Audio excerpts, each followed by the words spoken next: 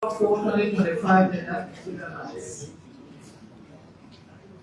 Honorable Inspector General, please be reminded that you are to provide clarity and report on the death of Victor Yamazo Policeman and the mysterious disappearance of Victor Fexer Agri in Konya Town, Local County, as indicated in the communications address disciplinary of the House of Representatives by Honorable BCK Collins, representing the Federal District 4, Local County.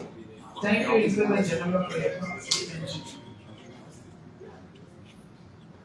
Same content was addressed to the Minister of Justice. So that was the reading of the communication from Honorable BCK Collins and the invite for our guests for the reports. Do we have Minister of Justice? Do we have Minister of Justice or representation here? So do we have Justice Minister representation? Well, the minister is not present, but we asked him to come here because he has a medical situation. Do you have documentation to No, just for. So, distinguished colleagues, so waiting for Madam Chief Colleague. He has much to listen to you, Mr. Archie. It is the mandate of this plenary to have both institutions invited to speak to some of the claims that were made in the communication. So the first thing we feel is on the front for the Justice Minister to have not appear. More besides, the least he was to notify this body of his illness, or whatever the circumstances are. To the best of our knowledge, according to the Chief Administrator, which is the Chief Clerk, he did not write, not for the leadership, the Speaker, the Speaker to have us informed. In the spirit of coordination, Madam Chief Clerk, we will distinguish colleagues with regard to the RG and his team, and instruct the Chief Clerk to kindly write the Minister of Justice to appear to this chambers on Tuesday. Thursday.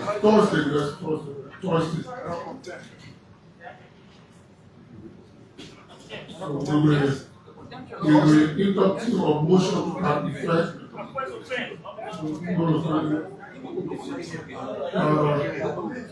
To be discussed by this plenary, to have the Minister of Justice written the PM next week. Then we can proceed with RG. We have Thursday before. Thursday, so that's what I'm saying. So we're Tuesday next week, especially with the information that RG have given of his illness. So I would think next Tuesday. So we don't see a motion for that. Or will Ellis come?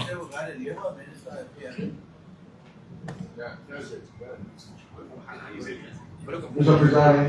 President, fellow colleagues,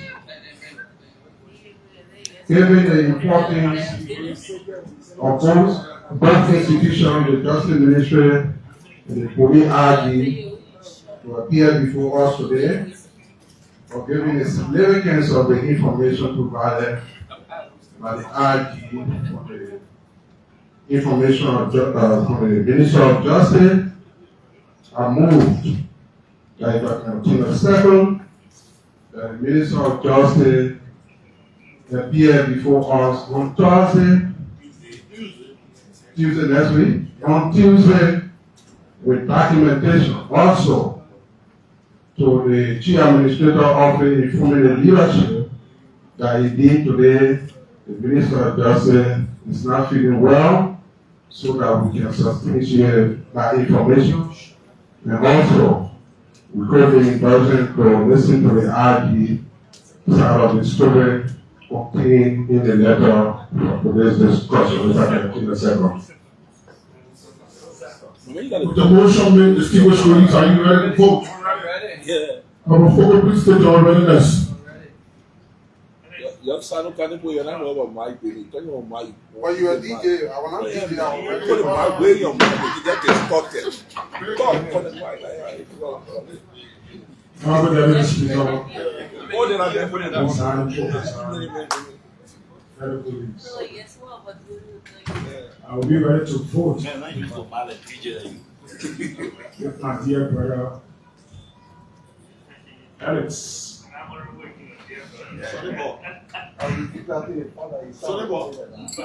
This was said in emotional why the Minister of Justice should not be held in contempt comes next week Tuesday on grounds that there was no formal communication written to this body, and the RG Commissioner Gregory Coleman is representing the police. He was written. At the same time, the Justice Minister was written. So the Justice Minister should come to tell us why he should not be held in contempt. Thank you. To the movement. To the movement. So I said, so we did. What do you guys just tell me on? Move on the floor. Police, you guys just tell me off. Just tell me the floor. So folks, if you're just joining us, we'd like to say a pleasant good morning, good evening, and good afternoon, wherever you join us from. My name is Yasa Suba, and I'm bringing forth this live broadcast from the capital. So the House of Representatives begins its regular section here in the chambers. So if you just come across this video, kindly share our broadcast so others can join and know what's unfolding. Thank you. So you have distinguished colleagues, are you ready to vote? All those are ready to vote.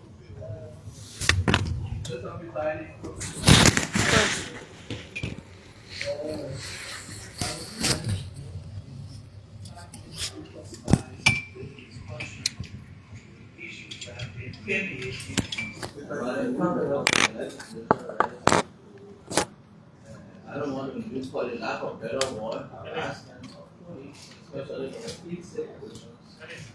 One way with the police arresting official of the legislature, these are statutes that's not to understand what I'm doing. Some of the people use this related to the traffic situation, where I mean with the healthy and situation. Hold on. I think I'm talking now. I want for it to go wrong. There's a motion to reject. No. You are grateful for a specific issue. We will presiding will use the gavel. Pastor will call the RG and the Minister of Justice for a specific issue. So we encourage any of you to put an issue. Other issue with No, let me tell you. But that's it, are you ready to vote? All those in favor of Yeah, Again, No, let me tell you. let's proceed. Please. Tell me the father was straight. Archie, please take a step. Please Tell me take a vote. You monk my daughter. Always like to say Archie, your hands up in Yeah. always. You have to see they're always trying to So folks, that's the Director General.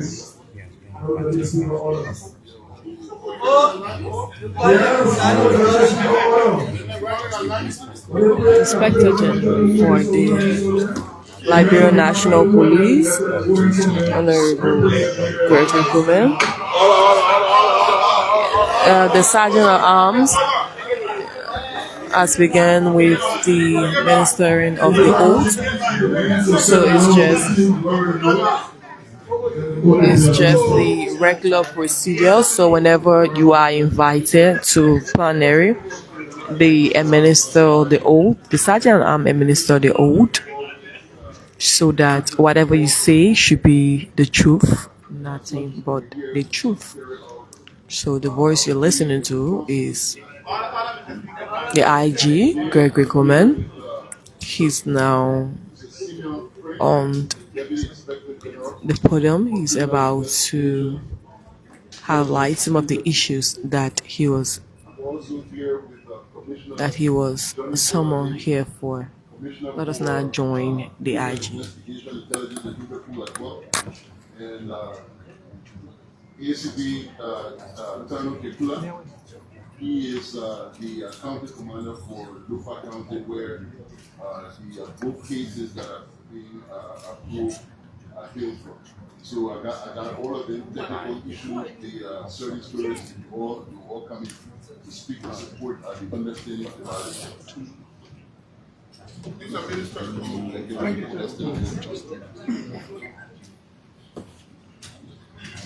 Honorable witnesses, is there any Muslims in the room? Any Muslims? Thank you. Raise your right hand. Call your name, your position, and repeat after me. I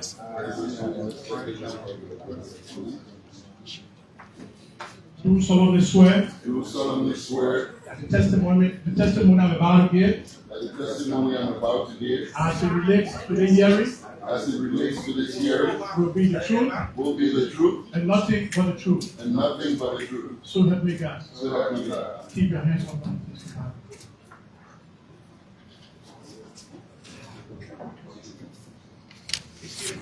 So folks, the oath has been administered. So the IG will now take the stand and address the issue from plenary.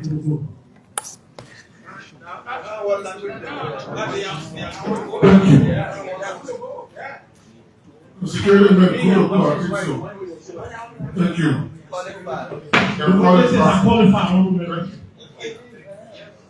What else? No, we need January.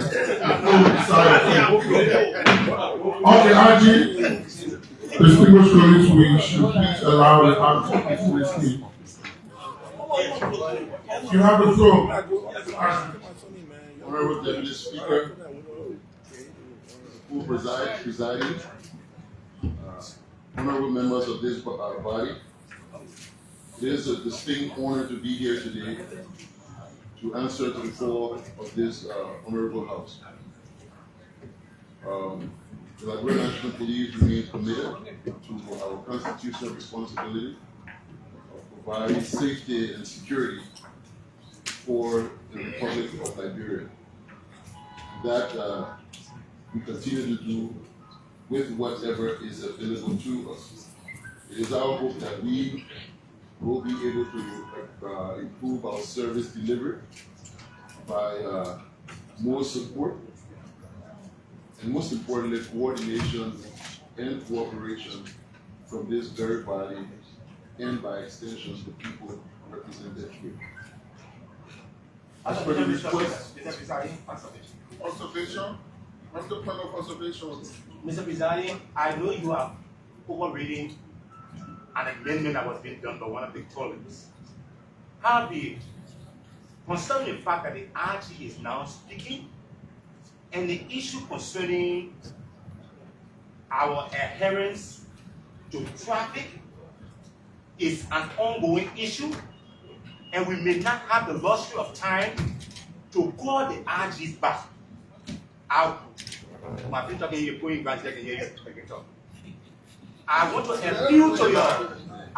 appeal to your gap. Now that the RG is speaking, when he is ending his speech on the issue about that, he continues to just make a brief statement on the issue of traffic concerning legislators, because again, this is an ongoing issue, and we may not have the luxury of time considering his schedule also to call him back. Thank you.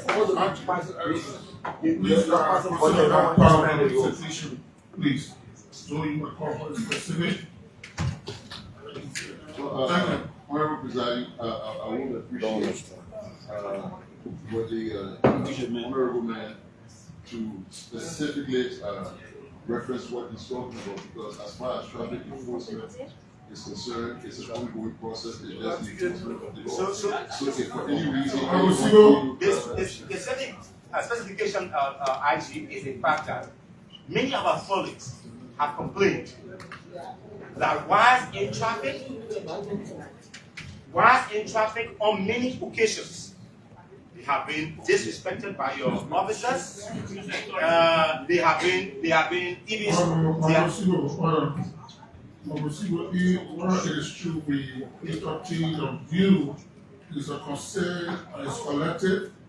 But I would think we allow the energy, what she said. We have time for interaction. I just want to hear from interactive. These are issues that we come so we will see technical. So I will begin with a brief status report on Mwesima Yapawo. Detaining Mwesima Yapawo, arrested on January 1st, 2025, was found dead on January 6, 2025 at the Gondeman Depot 1 police station.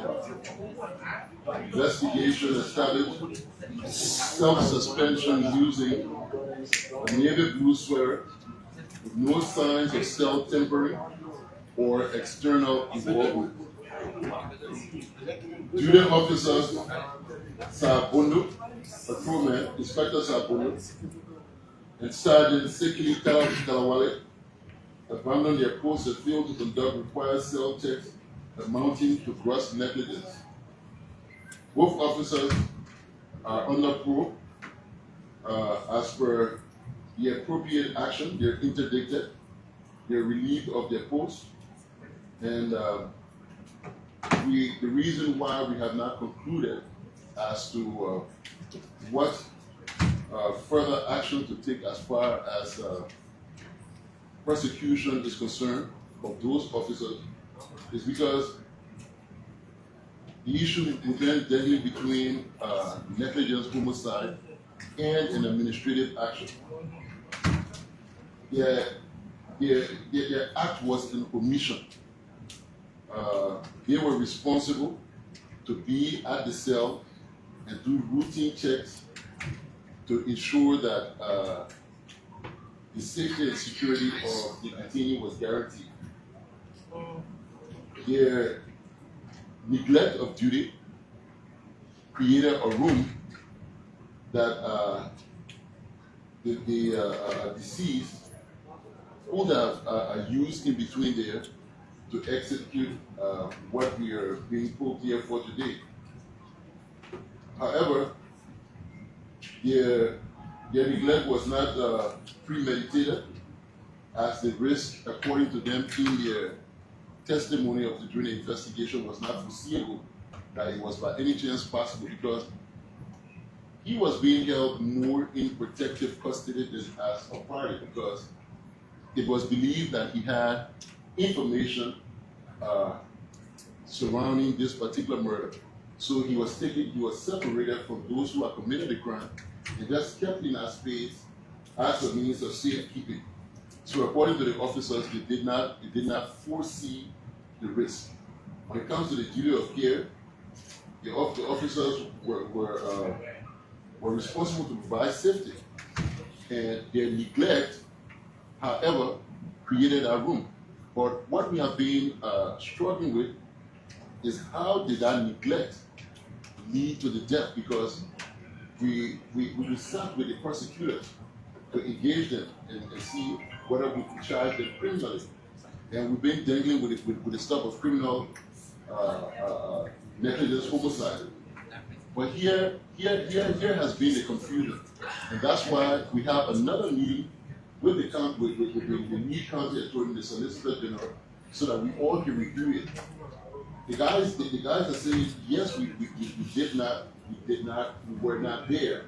But this is not what caused it's not because we're not present caused this man to do what he did. There are underlying factors that cannot be connected to our neglect. So we just have a bit of confusion in between, and that's why we're seeking legal guidance. Next Thursday is our last meeting. The county attorney from Lofa County will be down in town. The county attorney and the solicitor general will all sit down and to review what actually constitutes negligence oversight and see if the neglect of duty here is sufficient to charge these officers. But they have all been interdicted. As a matter of fact, even though the command structure did not have a part to play with the detainees death in between them, we look at the fact that they were all supervision and they were all relieved of their post after this particular incident happened. The autopsy has been concluded. The report indicates a blunt object, but a blunt object is very vague. We cannot establish any temporary of the cell which would indicate that somebody went in there to do anything as the cell remained intact. From what was seen from the photograph that was selected, it was death by suicide, and the gentleman was hanging from the cell. We're still awaiting the toxicology report to see if there was anything else that may have compromised him chemically in this report. So once that is done, then it concludes everything from the side of the autopsy. Then we get our legal understanding through the guidance of the prosecutors, and then we can decide on what to do. But these officers, like I said, they're interdicted. They're not receiving their salaries, the review of their post, and we're just reading this conclusion to charge or not to charge. Thank you. And then when it comes to the issue of the missing person, I would like the Lofa County commander to just come and give the narrative of the occurrence on that day and all of the actions that we are taking, and I will take it on from there. If it meets your approval, Honorable Deputy Speaker, Honorable Presiding, I will ask you to come forward, sir.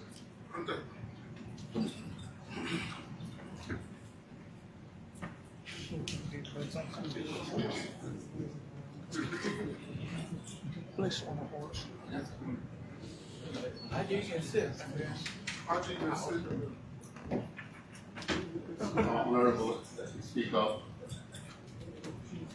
members of the representative, presiding members. I'm Assistant Commissioner of Police Town and Ekula. I'm the police commander for Lofa County, Head of Security. The incident with the label Marcel Agre, May 15. My point of order, Mr. President, is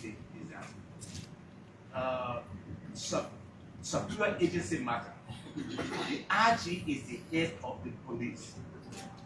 We are not doing an investigation. We are asking for information, and in my belief, when the RG speaks, he speaks on behalf of the police.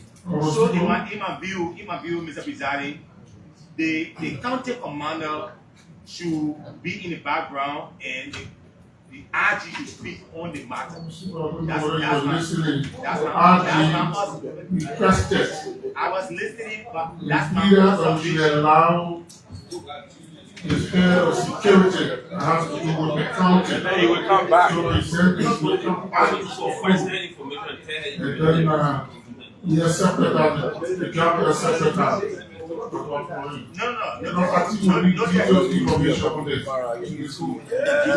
All right, we received a complaint from the commander, Jala, informing the headquarters of Wanyama about Lacey Child. We responded to Konya and we met. We responded to Konya in the morning hour. I was met the time chief and the editor of the time. We responded to the farm. They did inform us that the child was missing when they went on the farm. I will respond. We told them to be kind because when we responded, we met the youth were carrying on some act of being aggressive. They were putting down stakes, trying to pull a roadblock. We asked that we all should come down for them to help us to go in search of the missing child. And for that time, they all understood. We came back to the town chief of Pontiac. We spoke to them. We divided a team. Some went to vote because the road for Pontiac is heading for Babylon. We have others that went to Soso, and the other went to Saye to go in search of the ball along with the ball photos. But I was almost surprised on the 17th in the morning. The lady of Pontiac, they took the streets to put a roadblock. We responded to them, we asked them to remove the roadblock, and with the date. On the 17th, by 2300 hours, the youth of Pontiac took the street and restrained people of their movement, the whole roadblock, and the whole fire. We left there until the morning hours, where we were able to carry on some arrests. The board were escorted by Yasa, a 17-year-old girl who took the charge from the mother, and Mr. Bowood, who is the father, the owner of the farm. All three were invited to Soso. We investigated, and the order responsible for negligent endangering the life of the juvenile. They were sent to court. The three presently have stayed under the court while we are inside of the ball in Pontiac. We had a series of meetings with the community along with the representative. With Pontiac, the 27th of last month, they even went and brought in traditional people. They said it would help us to get a job. We provide maximum security protection, even though we didn't get involved with those traditional aspects. But all what we want a result. So we are staying in search for the little child. We are making all effort. Our honorable representative is aware. We took people from here to Guinea, and we have to do all around in search of the little boy. So for now, we are staying in search. We don't see the action and allow the proponents of the communication.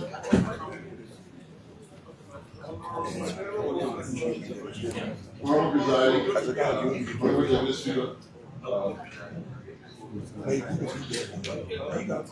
honorable deputy speaker, the school presiding officer, members of this public body.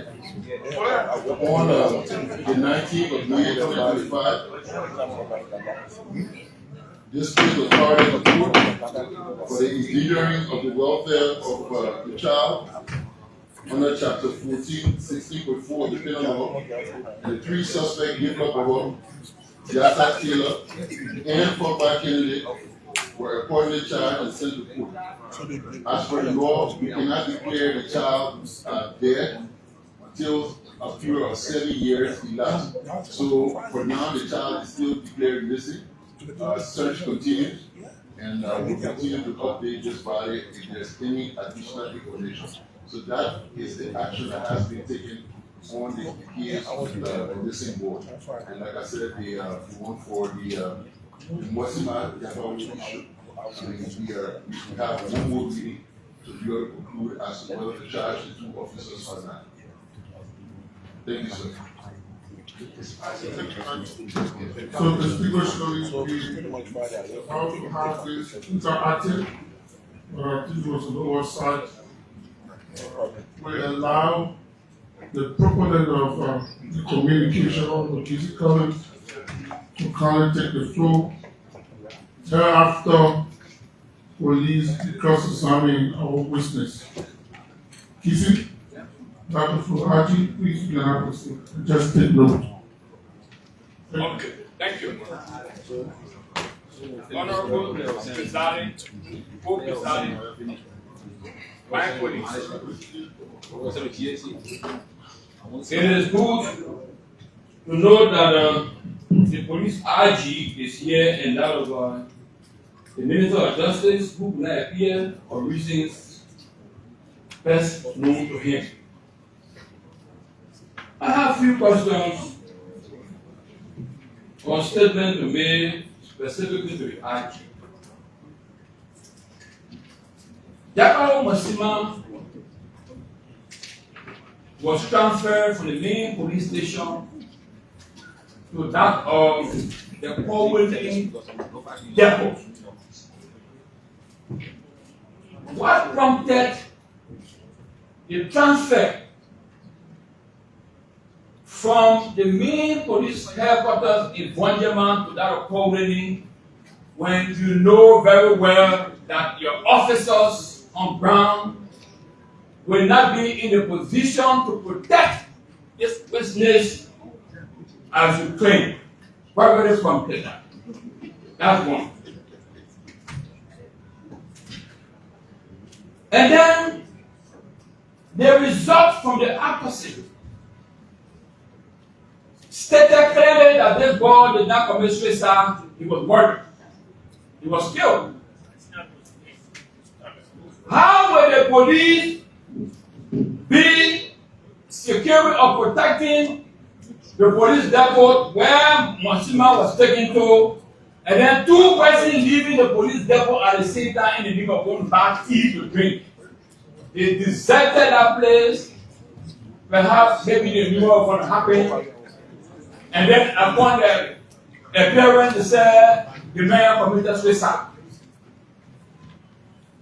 If you are saying that these people deserted the post, when they took them from the main police depot to Coleman depot, and they took the fundament there, we want to know how did they find this bomb? Because the destiny I'm talking about, as short as I am, I cannot even hang myself on that post. But today, they are telling us people deserted posts that led to the death of Masima. And another question I want to ask the IG. We know very well that in local county, there are too many things that are unfolding, and the public or the people of local depend on the police to protect lives and property. Masima corpse is still in the mortuary. According to you, you are fighting to see our best. What kind of charge or the indictment of the drone for these people, these police officers who were there? And you say some of them even are on stand down. If you are saying they are on stand down, who are those officers? Because leaving the main police station to go to Coleman depot, the former police commander for local county was in office. And you give me a few people. So I don't know how many persons or how many officers that are linked or that are being investigated are on stand down. The public want to know. And then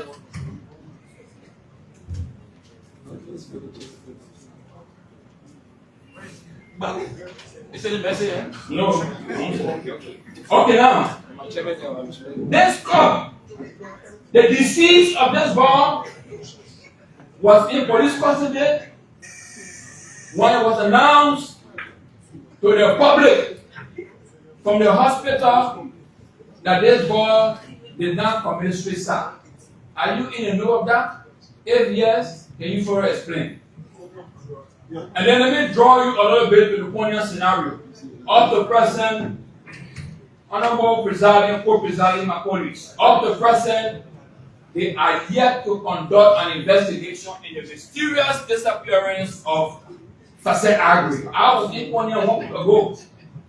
The pastors, the community dwellers, even the chairman of the Unity Party in Konya, I got video of them I'm going to share with you.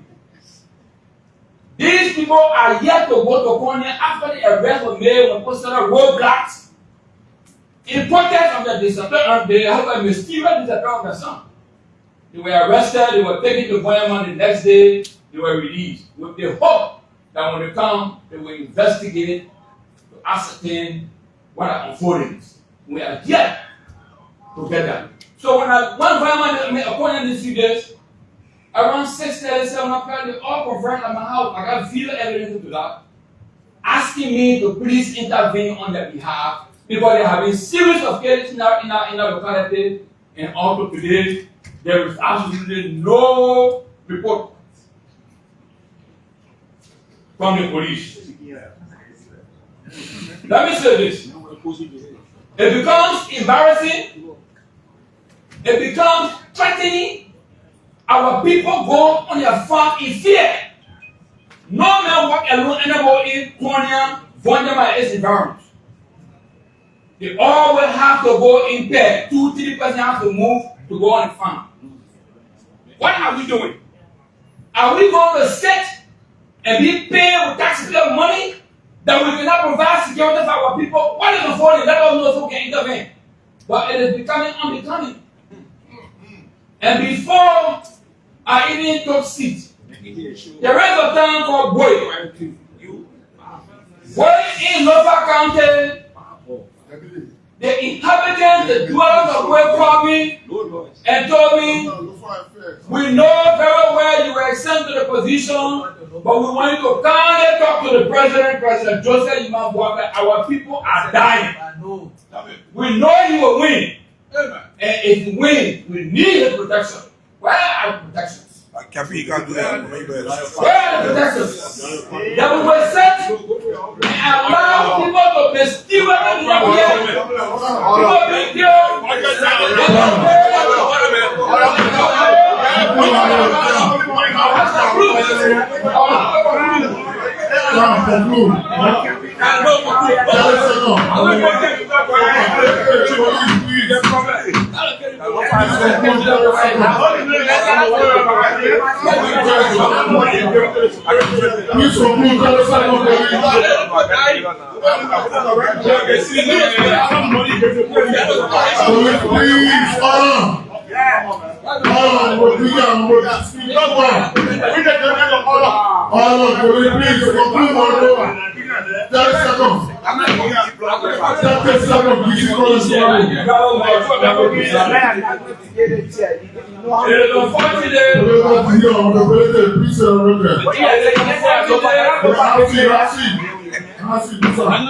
Sorry.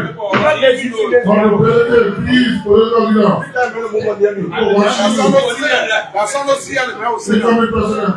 let's go.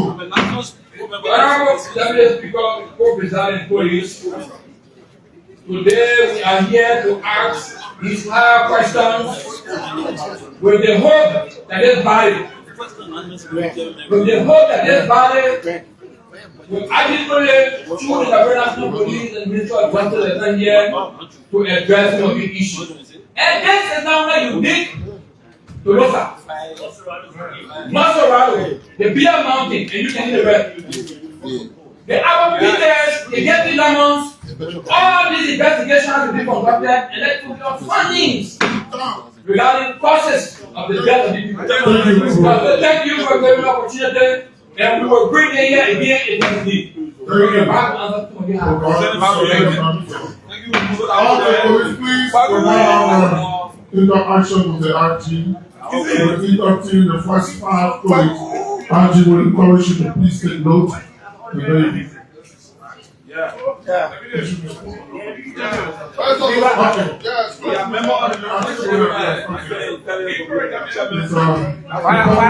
RG is for you to kindly respond to the proposal of the communication. Then we'll take the next batch of points to come in. Thank you. Questions with Musa.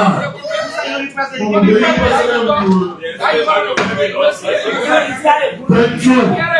This is okay. People demand. Now proceed. This is calling you higher down. It's okay. Thank you.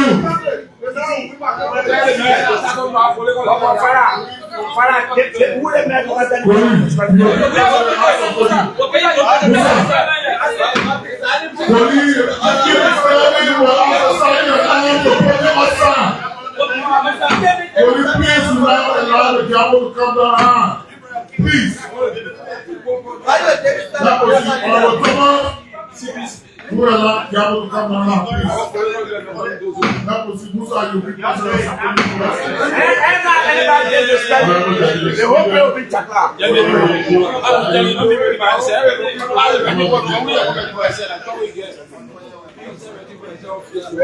Like I said earlier, the transfer of Wasima Yakawa was to put him in protected custody, removing him from the headquarters in Bondema, where the other suspects that were connected to, that was allegedly connected to the murder, was being detained, so as to have him in a separate home. That's why he was transferred. And he was transferred to a facility that had officers assigned there to provide the needed protection. There's over 5,000 plus officers. We cannot account for their every action. What we can guarantee you all is whenever by commission or omission they commit an act that violates the penal code or our standing order, that they will be penalized. And in my opening, I made it clear that investigation has been ongoing. It's just going back and forth over the charges, over the findings, so as to establish what will be the most appropriate charge for them, that is if they will be charged or not. So nobody has neglected that responsibility. Those who were responsible are the two officers who were at that particular location. The then commander and his corps of officers made a wise decision to transfer them there because they knew they had officers assigned there to provide immediate protection. Those officers failing to provide the protection does not indicate that the commander was involved in whatever we're investigating at this point in time. Administratively, there were actions taken on the commander for the entire handling of the matter, the other supervisory issues. But as far as the death of this particular officer is concerned, with regards to the negligence, the omission of the officers to provide that care of duty and not being able to give a reasonable presumption of the risk that was associated, they are the ones who are looking at in this investigation. The other people, the actions on the entire community exchange has to do with other administrative issues. Reference the autopsy report that Honorable College mentioned. The pathologist gave his report indicating that he indicated findings that are consistent also with a suicide. In the end, he came down and he said it has to do with homicide. But what cannot be established here at this point in time, we cannot even find anything that looks like that could be a weapon used in such case. Neither can we find any suspect, nor can we even prove at any point in time that somebody was able to access that cell to be able to carry out the act that he is putting here. And that is why, on the part of the officers, we have decided that their action is by omission. And that's why, like I said, we're trying to reach on the appropriate charges for them. So nobody has neglected the responsibility. I think this particular issue has been handled with a lot of care. It's just that these things take a longer time. When we want to ensure that justice is served, we cannot just listen to the pressure from the general public. We have to make sure it is conducted in a way that the integrity of the organization remains protected while we answer to the concerns of the people. I can guarantee this body that within the next 2 weeks, once that meeting is held, we will communicate to you the further action that will be taken on the two officers who were responsible and by omission was not there, deserted the post when this particular incident occurred. I think that answers the concerns that you have. And like Honorable Collins mentioned, in the case of Konya, the police did investigate. People were arrested and filed a report. those who Honorable Collins are complaining about today that the police just released them, he, Honorable Collins, asked for the release of those people. He asked, and in courtesy and respect to him, those people were turned over. Information. The information is they were arrested for certain roadblocks. Not because they were on the fan, the tag officer said release them. No. They were arrested because it's a roadblock. The inhabitants, the community dwellers in Konya were all agitated. Those that committed the crime or allegedly committed the crime, or those you advocated for, were those that were agitated. Those that were agitated, that in fact their son was missing, and they were demanding the appearance of their son, or else no vehicle was back. So I don't want to base on that. Honorable Presiding, I can tell you that Honorable Collins requested was even for those who were allegedly connected to this crime. We went back and we prayed with them. Like I said, we charged 3 of them. We have found them. He and the Honorable representation also released those people. We went back. And like I said, sir, I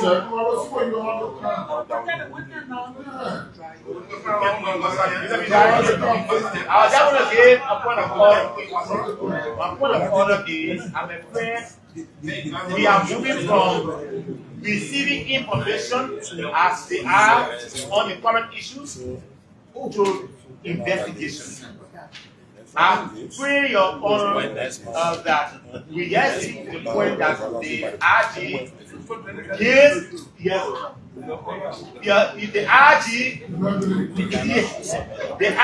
gives us the information that we need, because we may open up a door back for the investigation which we don't have control.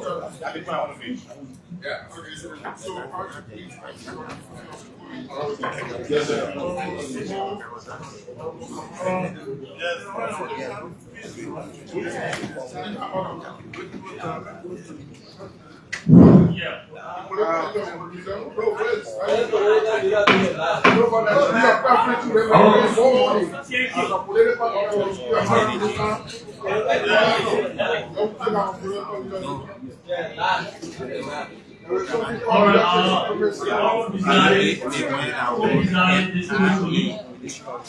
I think this matter is very important. Especially with the IG.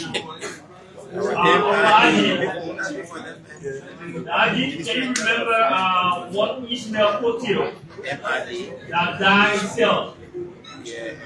The Bible mission to aid devil. My issue here, Honorable Presiding, according to your own article, the police article, there is a quote to the 2.7 that talk about protecting life. That's the ethics. But we have 5 different cases just in 1 year. Mr. Presiding, if you can remember, let me backdate to Honorable Cholo. With similar case from Lofa County. We have another one from the Depot in Monserrado. The one that happened in Monserrado with Kotio, we were told that this young man himself knocked a hand on the wall and killed himself. Right? Self-murder. I think Honorable IG, our chief, we want you to make sure. My question is this: what can be done to mitigate the issue of self-suicide in the cell? What can you do to mitigate that?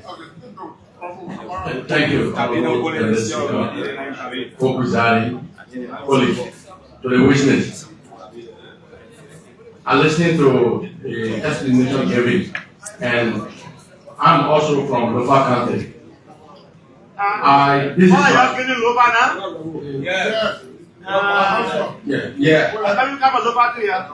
This is my question.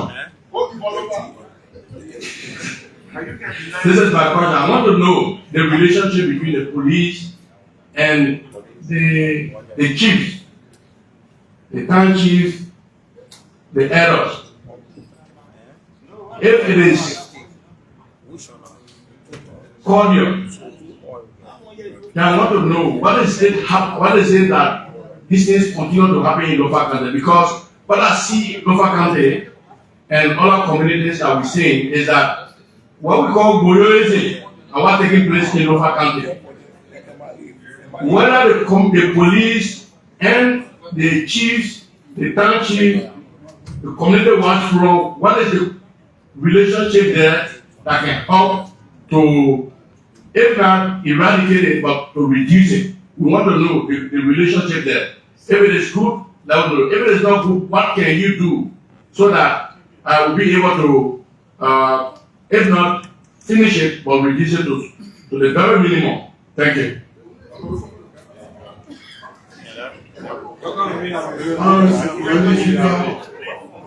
Honorable Ali, I listened to the argument, and through his explanation, he spoke of the goal being tied. I have a question. The same officer in question are the same officer who are accepted the goal. And the same officer left their position and left.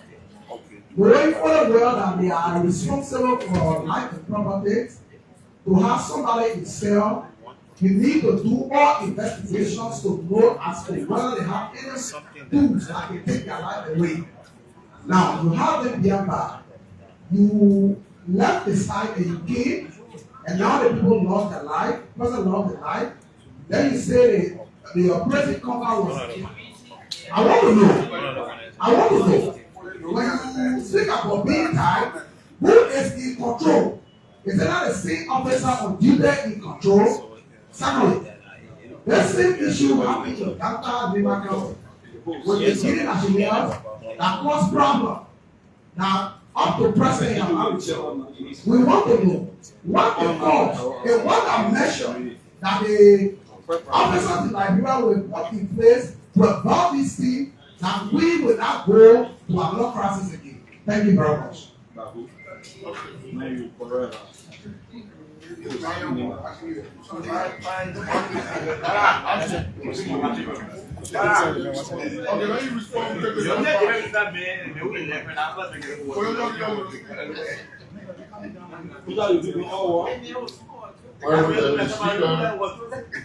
Support the presiding members of the body, honorable members of the body. I got a question as to what can be done to help to reduce suicide in the cell. We can make numerous recommendations to prevent such. Honorable, if you visit holding cells in other parts of the world or within our sub-region, you're covered by a CCTV camera. They have 24/7 electricity and all of the basic necessities to ensure the safety and security. Safety is not just the presence of the officers. There are other things that must be present to complement the presence of the officer to provide complete safety. So, like I said in the opening, we're doing everything with nothing. But there will be a need for us to change the approach. There will be a need for us to invest in improving the conditions of the cell and be able to have them monitor beyond just the officer present from electronically, so that we can recall every action of the detainees that will be in those facilities. One thing that can be done, and it's done in other areas, police have jail. Now, police jail is a centralized location where all arrests will be taken to that particular jail, and it will be kept there and we send the report, because you cannot provide those facilities all over. If we say each zone and depot must have CCTV camera, I know it will be a burden. But if we had a system where there's a centralized jail for police, in the county, when an arrest is made, you're taken to that place where you remain in holding until the process the general order court. If you send the prisoner, they go to the prison facility. If they've been released, they can go in the merry way. I think that will help to reduce these occurrences. Another thing would be also to help the in-service training for the officers. Some of these officers, they have completely neglected and forgotten their basic responsibility, their core responsibility as officers. Some of them have not been refreshed for over 10 to 12 years. As such, I mean, the skills they become very complacent and very familiar, and their service is needed, is in need of being updated. So that too will also help to prevent some of these occurrences in the cell. And there was a question between the relationship between the chief, the elders, in reducing ritualistic killings within that area. When we took over police-community relationship, was at its perception was at its all-time lowest. And these things, there are reasons that support it. Today, the police is being looked at as the worst person to the worst group to the community. Why? Because all of the challenges that people face in this country, when they reach a boiling point and they want to express their grievances through violent means, the police show up. The police show up. When there's a broken transformer and people get angry, the police will be the one that will come in. When someone makes a decision to build his house in the swamp and the flood water comes and he decides to block the road for other people to pass, it's the police. So definitely, whenever the police step in, people don't look at our intervention, they look at it as a means of oppression or suppression. Some of these things that they are concerned about, we benefit from it as well because we live in the very communities. Now we're saying we have a responsibility to protect lives and property, to ensure that the rule of law does exist. But because there are so many challenges in society, and police got to keep showing up, it puts another strain on the relationship with the community and the police. The other day there was an issue with the students, the MCSS student. The students got inside to vandalize the MCSS office. The police get there to try to restore order. The next thing that's going to do is tension built between the police and the students. We were there to make sure that we stop the students from vandalizing.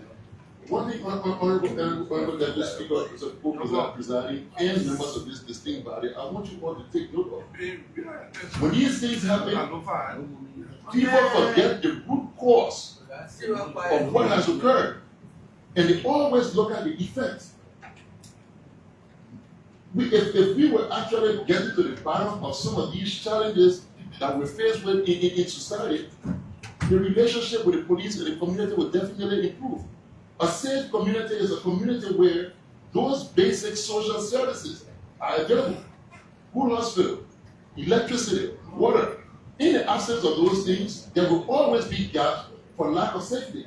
In the case of the lady who got stabbed at Barnesville, she got stabbed at a junction where at that point in time, there was no proper lighting. Secondly, there was no hospital right within reach that was even the level of the as such, after that incident happened, it became a police issue. In order to bring people to the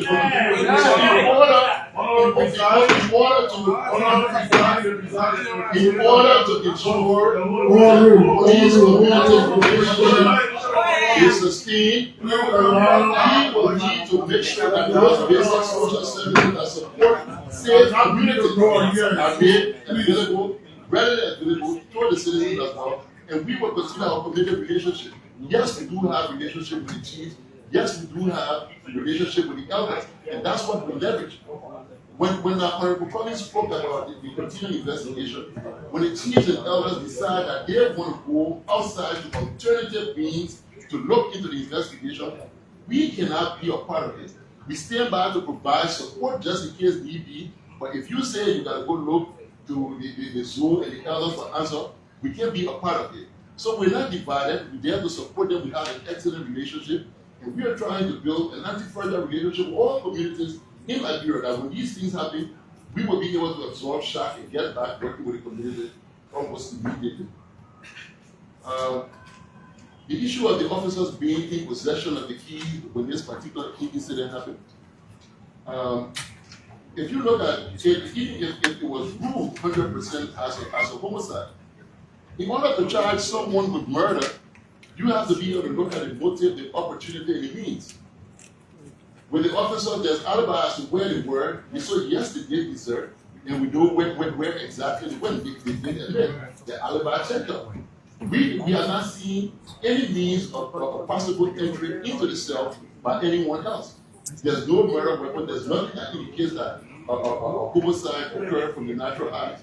So I ask you that you all please bring us the time that I spoke about so that we can work with the prosecutors to be able to give the most appropriate charges to these officers who are involved by omission of their presence to provide the safety and security that was a responsibility. As such, they neglect for the duty of care came about. So we're doing everything we can to ensure that we provide safety, but we can't be doing everything with nothing. The next part, start from Nigeria, over Mario Johnson, over Ghana, over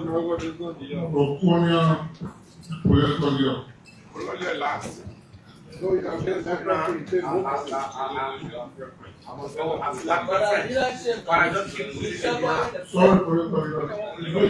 the massive deal of my deal of the massive.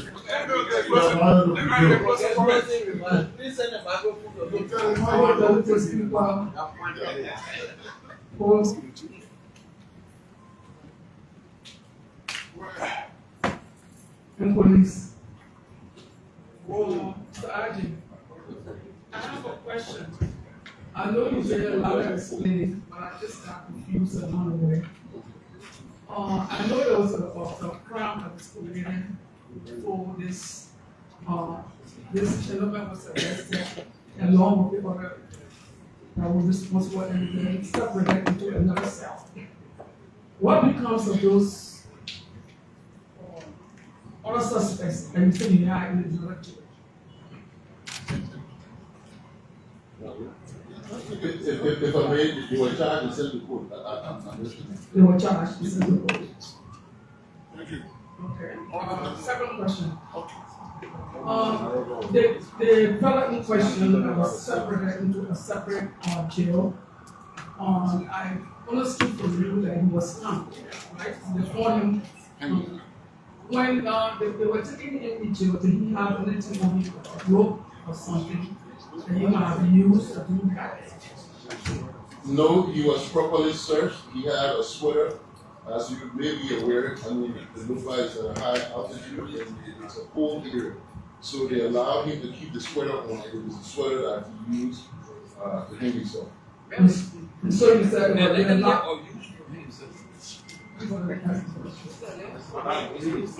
so the locks were nothing happened, nobody jumped in, everything was right. Except they met him home. Right? Yes, sir. Thank you. Thank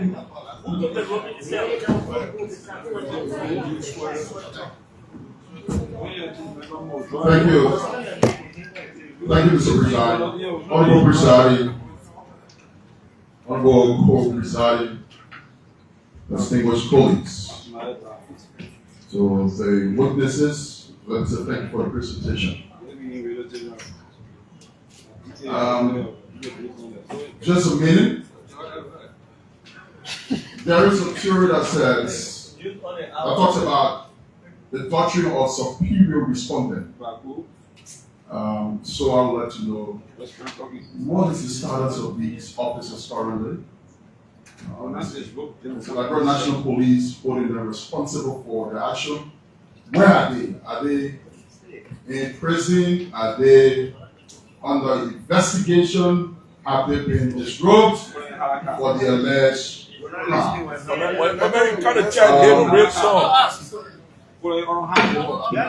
Next, my next concern. Most rather man speaking the culture of Wall Street. Hold on. Take it back. I'm specific about Bob Jackson. I'm specific about. Please take it back. I'll take it back. Thank you. I'm concerned about Bob Jackson and Officer Yao, the commanders. I'm specific about them. The next thing is, I continue to hear you talk about the unprofessional behavior of the officers. I believe the LP is responsible for training these officers. Where is the disconnect? I mean, what's happening? You have the Liberia National Police Training Academy. You are training these officers, but yet then still, you continue to complain about the behaviors. What has gone wrong? Lastly, the House of Representatives works through committees. And Mr. RG, I would just, as piece of advice, to ensure that you begin to fix the relationship with your oversight committee. I'm saying this to say, some of the things, the person who brought this communication, the man who was speaking, is the chairman of the Committee on National Security and Intelligence. I believe he continues to say he has written, he has called you, but there has been no response to his concern. So, to reach this point, I will advise that you begin, giving attention to the Committee on National Security and Intelligence, so you can avoid making this relationship possible. Yeah. As you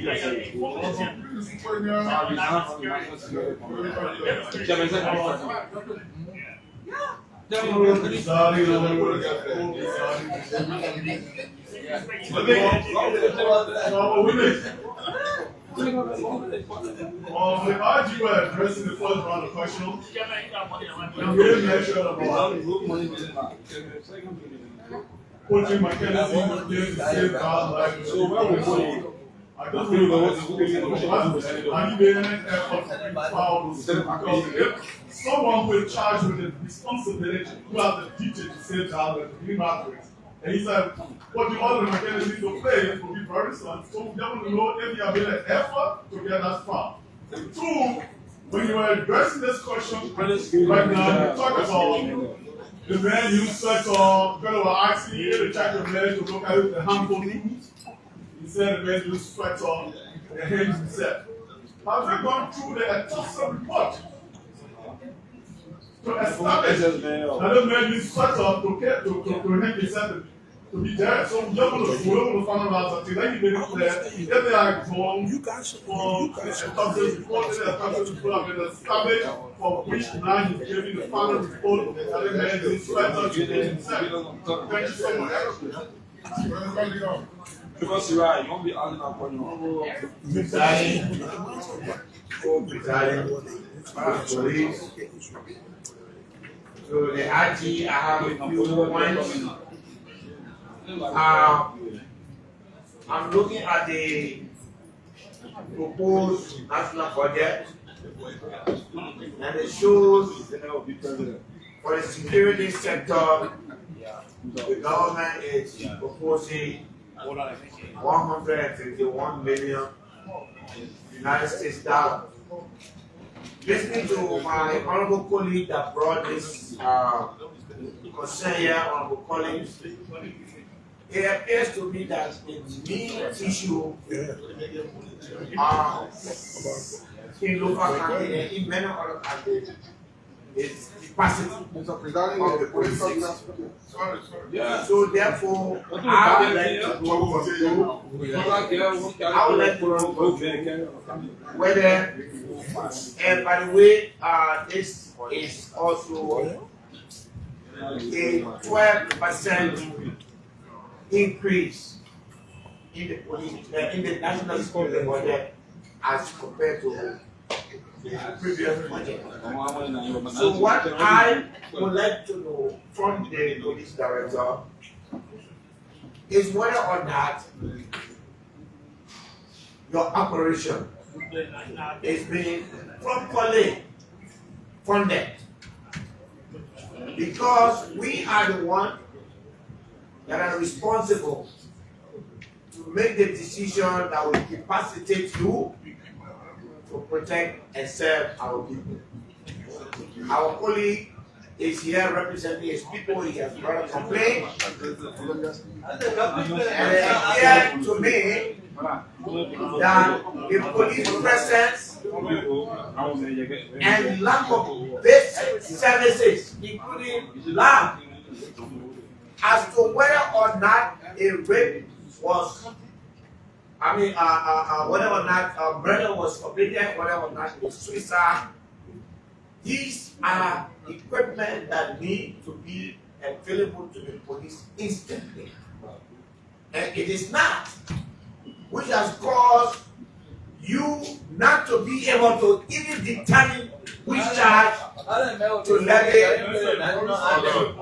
It is burdensome because the capacity of the police is not there. So I want to ask you whether or not the increment in that budget affects the police. And the reason why I'm making this statement, as former chairman of the Committee on National Security, I know that of all the national security apparatus, the most important is the National Police, not the National Security Agency, not all these other agencies, but the National Police that provide everyday protection and service to our people. So you must tell us here and don't politicize it. You must tell us here whether or not you receive money as you requested to provide protection for our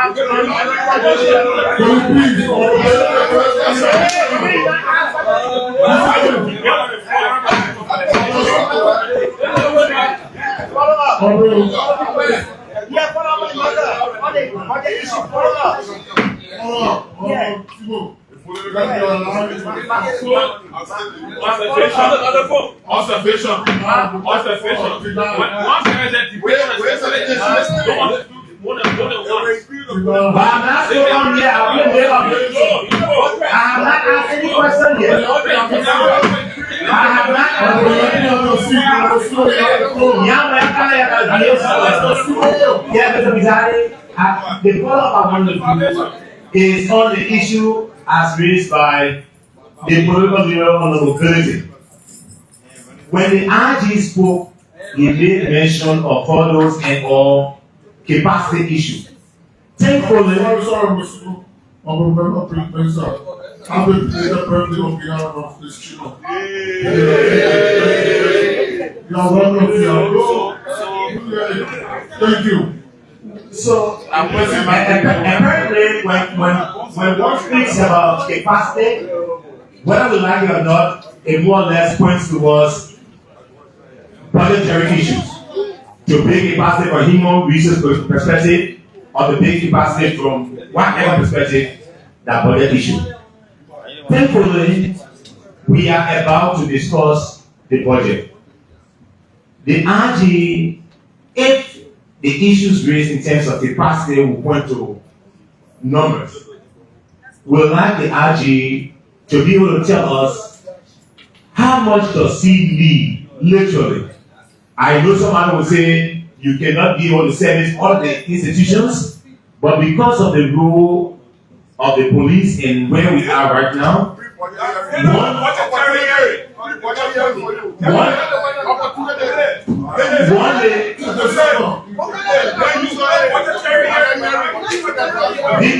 DJ Blue, give me a mic. When you get a mic, you're being serious and stuff like that. When we get a mic, you're being serious and music. The question I want to get to Mr. Spizali is, again, this is about saving lives. I'm just wondering, if the act is not prepared to do that holistically, as we go about to other preparation, you can be able to make a presentation that will show what we actually need in terms of cents and dollars to be able to service the business. We will not be fighting the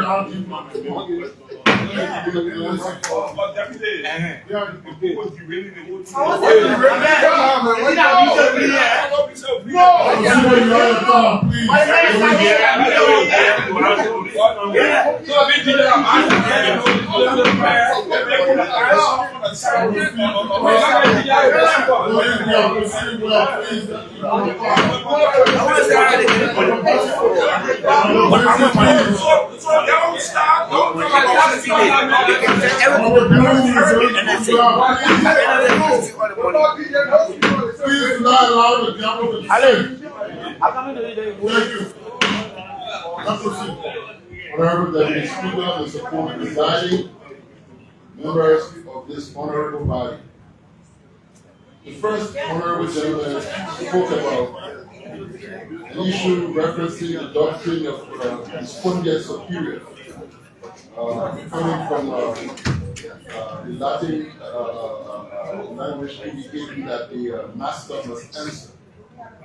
And yes, it does apply to this situation, and we use that referencing where are the senior officers. A detailed investigation was conducted. Administrative actions were taken on those senior officers, including Bob Jackson, who you mentioned, who was relieved of his post. When it comes to this matter under review, specifically with what happened in the cell with Westima, the two officers who are being investigated right now, they are the ones responsible. If for any reason this investigation comes with a charge and it goes to court, and the family decides to pursue administrative or civil action, that's where that doctrine will come to his employer as the Liberia National Police, because they're officers who were charged with the responsibility of providing safety and security by omission, neglected their fundamental responsibility, creating a gap in this particular issue of loss of life did occur. So yes, it can apply to this situation. But those who are from the senior side, even though not criminally responsible, had administrative reprimand because of how this particular situation was handled. So that was what was taken care of. It does connect with training, and that ties into the larger picture that has been presented by two of the honorable gentlemen here that spoke about budgetary related issues. If you go back to 2024, when we took over, in 2025, if you review the budget, the training academy was getting for its operational support $80,000. $80,000. To train one police officer is over $2,500 over the 6-month period. And well, look, the place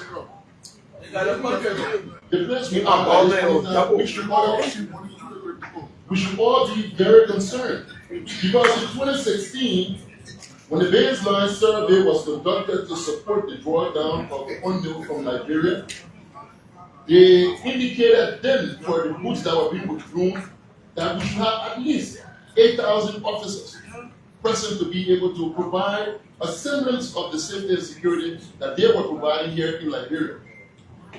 When we withdrew, we did not do that.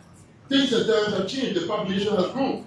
If you look at the internationally accepted police per person ratio, which is about 1 to 450 civilians, we are way out of bound. Our deployment is so skewed that in some areas it goes as high as 1 to 3,500 persons. Because while we're still around 5,000. And now directly to the question of Honorable Sewell and that of Honorable Kennedy, the need to train additional officers cannot be overstated. Between now and 2029, at least we have to reach that 2016 benchmark, and then we can shoot beyond for the realistic international acceptable standard. So I am proposing to this body that there is a need for us to train at least 1,500 officers per year over the next 2 years. Start from July to December. And the reason why I'm choosing July specifically is because July to December gives a 6-month period, and then this budget will be last. And then you can consider in the budget for 2027 to include their salaries. So this budget you only be doing training, and then the next budget you include the salary and training for additional officers. That is going to help us because it will provide more presence. Apart from the core responsibility of the Liberia National Police is the fact that there is a breakdown in law and order that is giving the police very, very more responsibility. Everything the sheriff is just thank you, sir.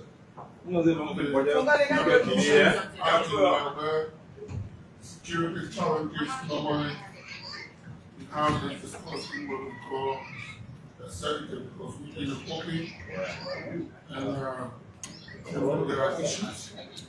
We think we should still be the purpose of our being here. We will find another time when you respond more on your challenges. Thank you. That would be And the amount of money you need to go thank you. Because we on move the Liberia people need to know how they are doing. The Liberia people need to know why they are doing it. Whether we are providing money or we pay ourselves here, we don't want to give money for money. Okay? We are taking the money and spending it. And we don't want to get no, exactly the money here. We'll talk here. I don't think they will compromise anything from national security and intelligence. Because the fact that that question was about at least how much we need for a better home budget, budgetary support to improve service delivery. We would need an addition of at least $12 million to be able to train.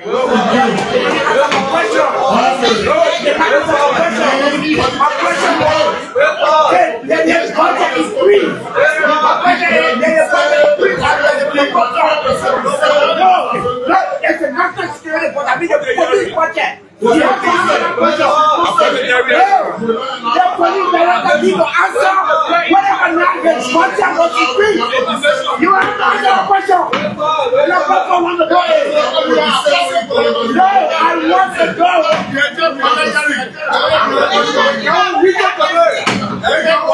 want to know whether the government increased the budget by 14%. The police, the first line of defense and protection for our people. Let the police budget go up. The police director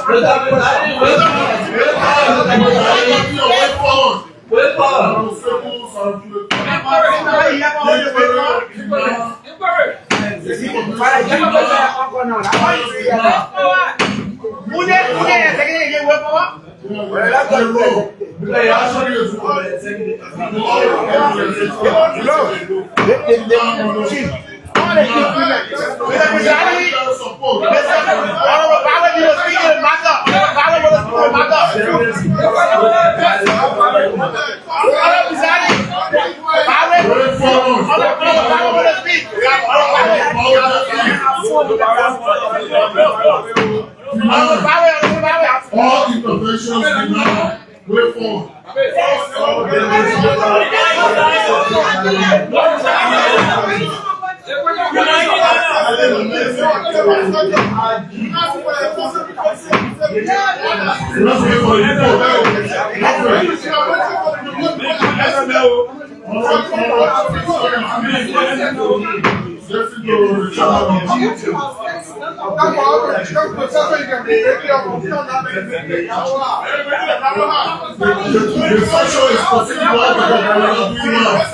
Let's keep on our path.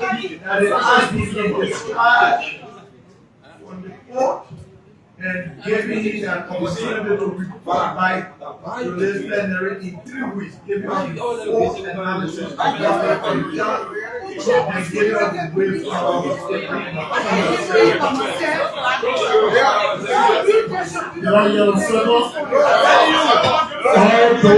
favor of the motion to have the RG discharged, report in 3 weeks. In 3 weeks. Discharged. Are we ready to vote? Okay, I think I'm my question. Are we ready to vote? Are you ready to vote?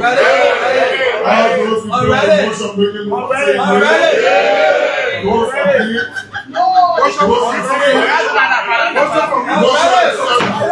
making the those against. Thank you.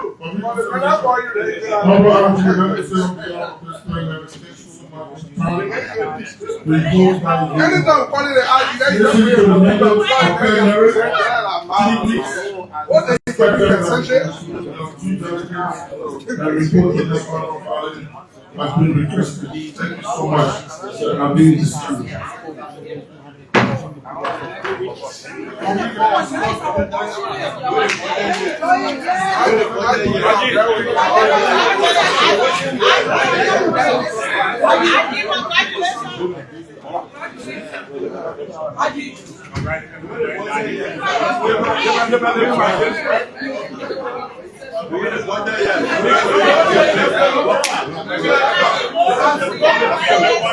Yeah, I'll call you. I didn't work the kid in my one money the next one you kill. The make it go through the phone. We go to that kid.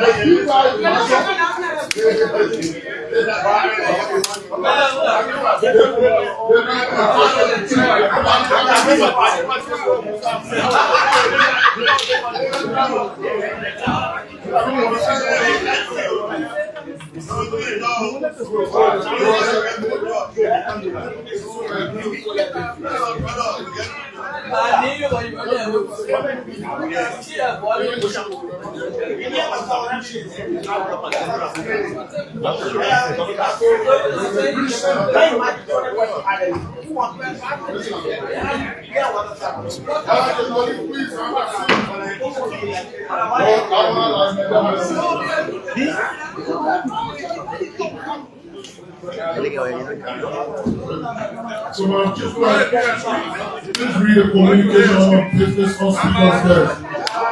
Communication from the chief executive. Police, please have a sit down communication from the chief executive. We need your attention, please, please.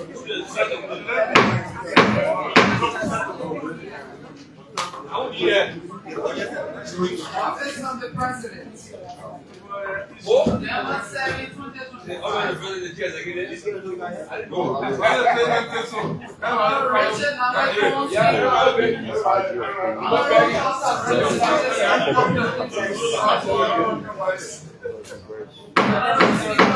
Members of the legislature have the honor to submit to the 55th legislature national budget of January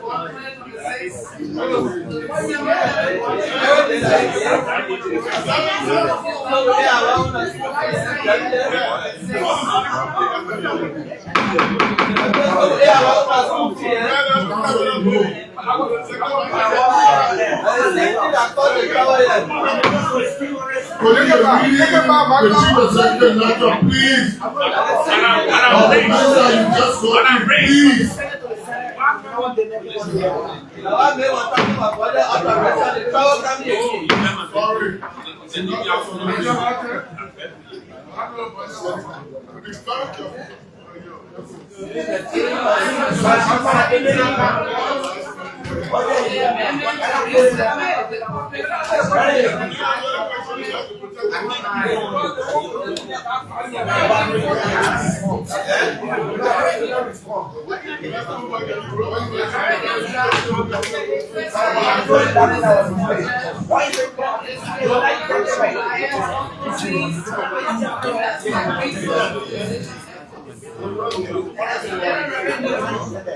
US 11 billion process domestic revenue of US 1 billion, 1.1 billion or 94% and external resource income of US 72 billion or 6%.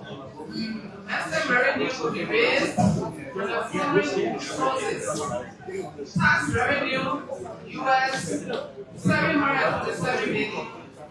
Non-tax revenue, US 584 million, including US 200 million from the ratification of the amendment of the ASLA Visa Concession Agreement. Extension revenue,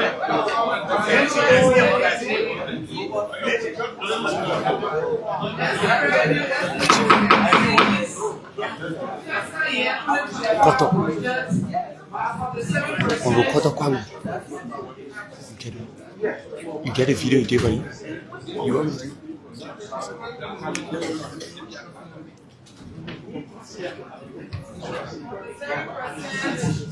Of the US 333 billion. The World Bank, Europe, the World Bank, European Union, African Development Bank are the three sources of the federal resource projection. Fiscal year 2026 with US 40 billion or 56%. US 20 billion or 28%. The US 12 billion or 16% respectively.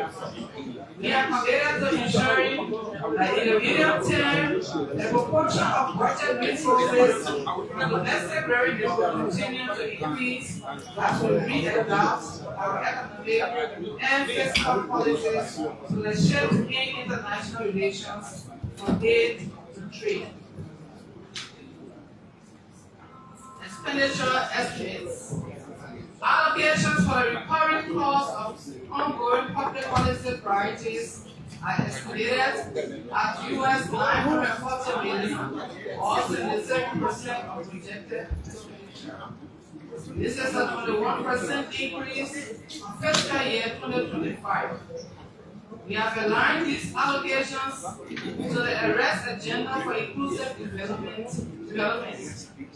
This is aimed at supporting the effective functioning of government institutions, thereby enhancing their productivity and facilitating the efficient delivery of essential public services and reducing our debt load.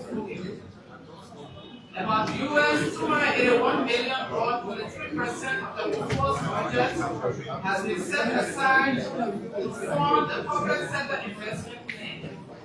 This is 164%. More than the appropriation of 2025, underscoring our commitment to allocate more and more resources to critical interventions in the AART, macroeconomic context, and conflict. The Liberian economy remains on an upward trajectory in the medium term, with a moderate projection of 5%. During fiscal year 2026,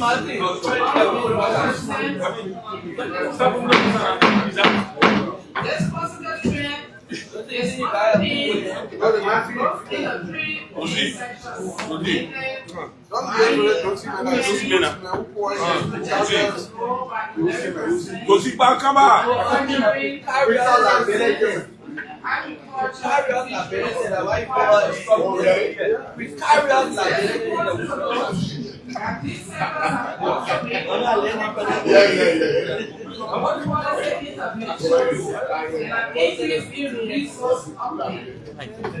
New regulations and increased enforcement of money laws and regulations, targeted surcharges to protect local manufacturing, and increase public and private investment in agriculture as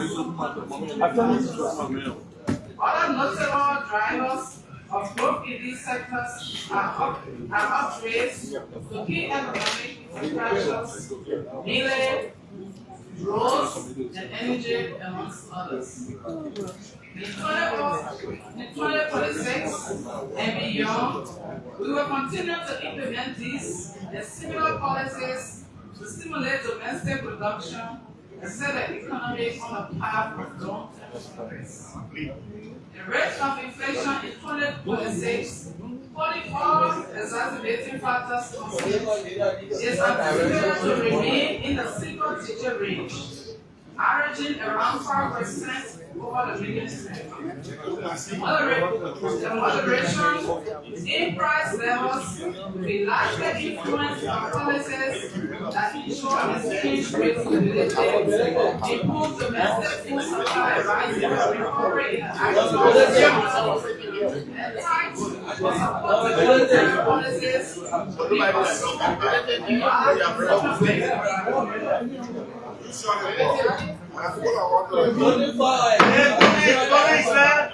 Police, please have your seat, please. Police, please have your seat. Quiet you, Chima. Please give the chief questions to read.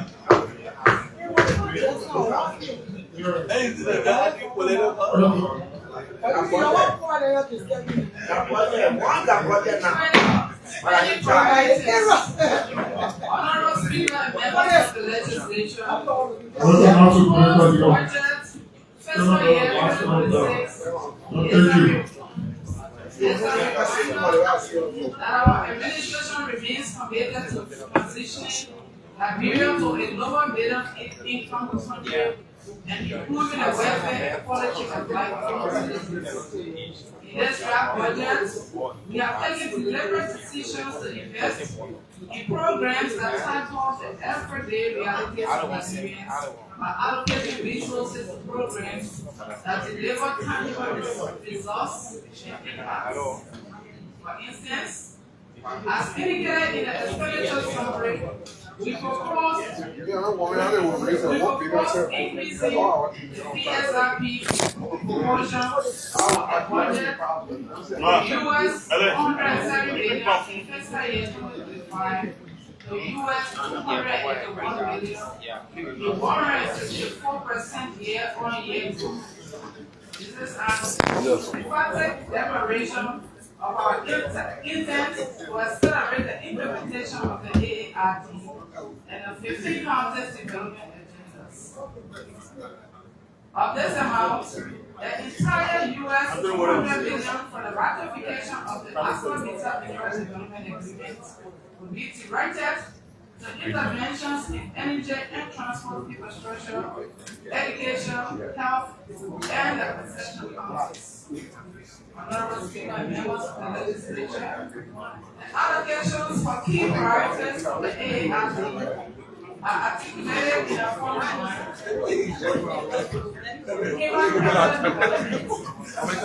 we are proposing US $250 billion in this budget as investment in education, health, and youth empowerment. This includes US $4 million for the National Youth Empowerment Program, and US $2 million for school feeding and school health initiatives, and $6 million to improve infrastructure at the University of Liberia. Additional funding is also proposed for the drug revolving fund, rehabilitation of hospitals, and a multi-sectorial anti-drug project, which we believe is the best approach to the drug issue. We have also made available resources for targeted programs promoting gender equality and women's economic empowerment, especially tackling sexual and gender-based infrastructure and energy. Against the background of conflict-induced devastation and neglect, this pillar remains the bedrock for Liberia's economic transformation in the foreseeable future. We have therefore earmarked US $188 million for this period. This includes, amongst other allocations, US $50 million towards the modernization of St. Paul Bridge to the Port Waterside Road Corridor to boost economic activities in the Western region and trade in the Mano River Basin. Mano River Basin, US $59 million for other road projects managed or supervised by the Ministry of Public Works. US $50 million for NEC SMART on its metering project aimed at expanding of access to electricity to maximize available capacity in its operating losses, and US $4 million for renewable energy improvement. Anti-corruption. The draft budget has US $159 million, including costs to run key entities, well as to implement projects to strengthen the justice system. Among the key priorities are modernization of policy of police and immigration services, infrastructure for the judiciary and correctional service, and expanded drug enforcement.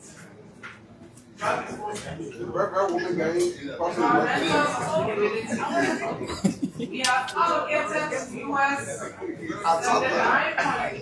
$49 million in the fiscal year 2026 draft budget for renewable energy, forest conservation, urban sanitation, and safeguarding our natural capital while attracting conceptual financing.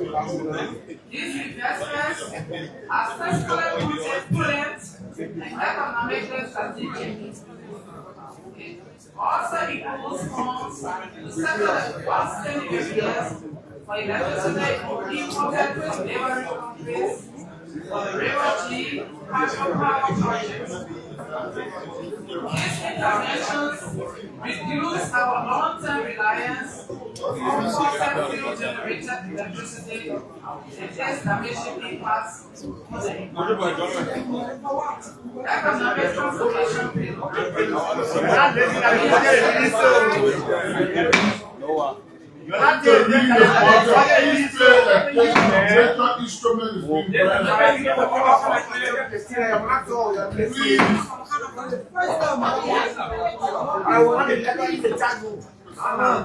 we have set aside US $82 million to stimulate economic growth and create jobs.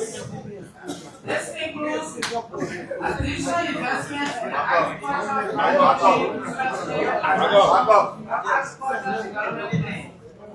and formalization of the artisanal mining subsector, among other private sector growth enhancement initiatives. To emphasize our broader policy context of diversifying the economy, we are allocating more than $1 billion United dollars to support strategic development and marketing in the sector and promote Liberia as an attractive destination. While this is seamless in the larger scheme of the budget, it is the first time in a long time for this targeted commitment of resources and tourism. Local administration and cities the draft budget proposes US $76 million to strengthen local governance, enhance transparency, and promote effective public service delivery. This allocation supports ongoing efforts to deepen decentralization and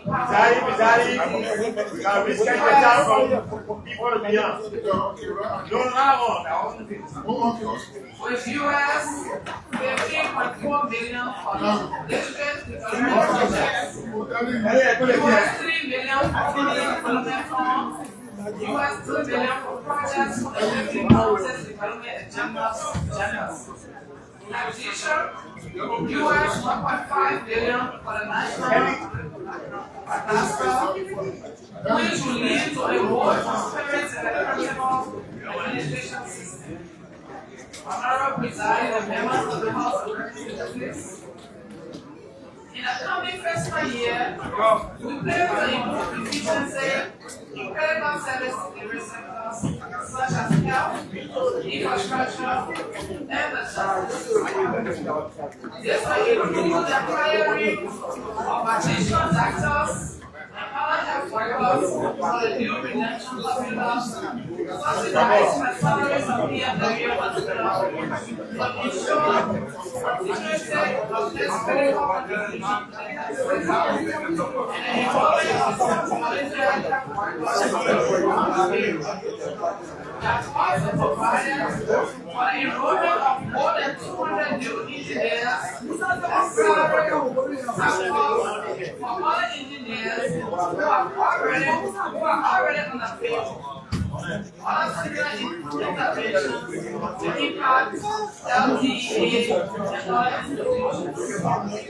As we mobilize more domestic and external resources to remain mindful of the reality that there will always be unscrupulous attempts to divert public resources towards unintended private ends. And we want to strengthen our frontline institutions in the anti-corruption fight. We have further returned the LACC to its pre-harmonized status and have also set aside funds to assist GSC address salary and hiring related challenges.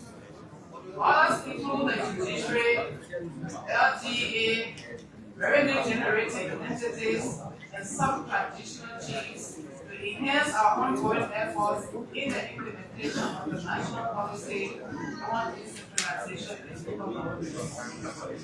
Feature development assistance. Our development partners have committed an estimated US $330 million in official development assistance for fiscal year 2026. Of this amount, US $161 million will come through grants and US $80.1 billion will come through concessional financing. Of budget, other amounts to US $72 billion and US $241 billion will support development priorities through programs and projects under the following AART bills: economic transformation, environmental sustainability, human capital development, infrastructure governance, and anti-corruption and debt management. Honorable Presiding and distinguished members, under balancing the government's credibility and budgeting for debt service remains a major challenge due to tight fiscal space. Even though we remain committed to reducing the debt burden and ensuring that our annual debt profile remains within our medium-term debt sustainability. One of the key policy priorities of this government is to sustainably manage our debt as annual debt service obligation of the government continue to significantly increase. Despite a significant increase of 50% or $7 billion in debt service appropriation from 2025, the projected US $230 billion for debt service in this draft national budget still falls far short of the actual debt service ratio.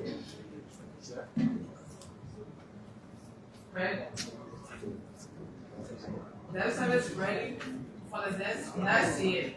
Accordingly, ensuring that all new financing proposals have the potential to yield significant economic and social returns, and restructuring of existing debt will continue to be emphasized in 2026 and the years beyond.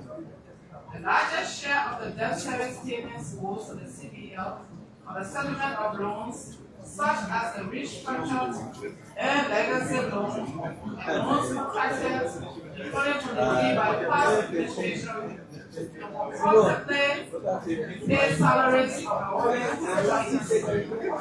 These payments to the CBL are tied to triggers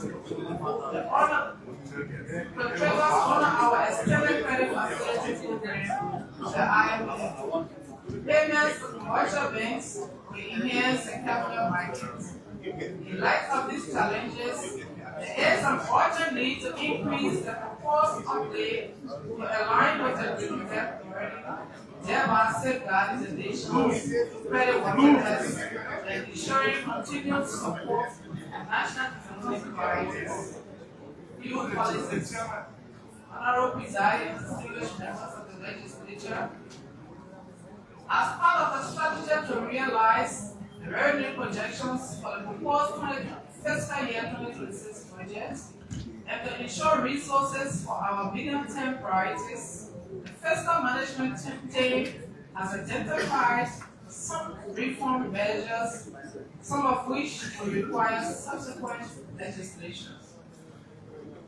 These proposals include, amongst others, the following. 1. Reforming the corporate income tax regime for concessions in key sectors. 2. Harmonizing the residence threshold for non-resident service to the UN Model Convention. 3. Restricting or capping tax losses here to minimize revenue errors and tax-based erosion. Honorable Presiding and members of the House of Representatives, the legislature set a landmark precedent to determine taxation for fiscal year 2024 before the start of the fiscal year, thereby breaking the historical precedent of distortions in expenditure and procurement. We plead with the honorable members of the legislature to do likewise by ensuring that the review and approval of the draft budget review and approval are done on time without supervising the required standards of transparent scrutiny and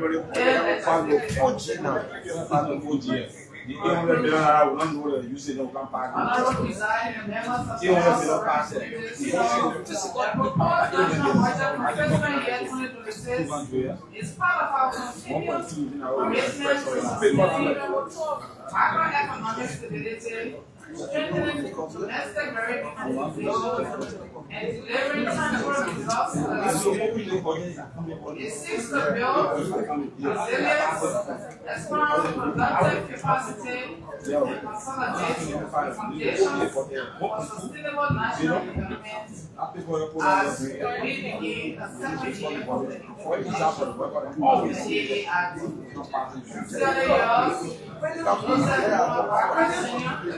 President Republic of Liberia.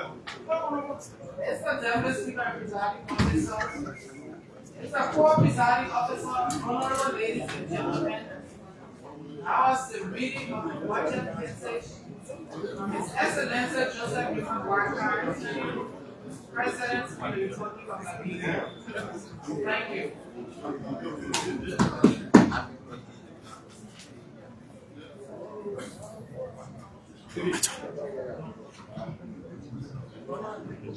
Distinguished Committee of one. Distinguished colleagues, you listen to the communications for the office of the Chief Executive submitting to this legislature, signed to the House of Representatives, 2026 budget consideration. Very so great pleasure. Honorable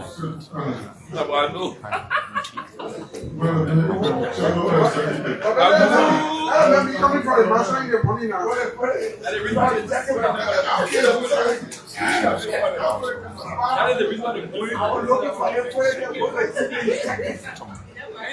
I think that the reason for the setting now because look at the sequential arrangement, the criminal executive as well.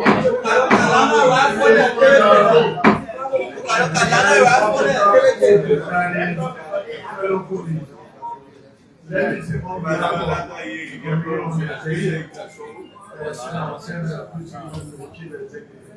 of forwarding to us to this other body detailing important and implementing our budget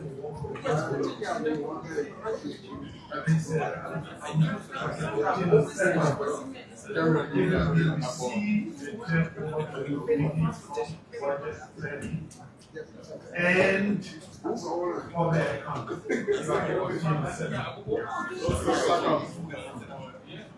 With the motion made, distinguished colleagues, the chief executive instrument be referred to the committee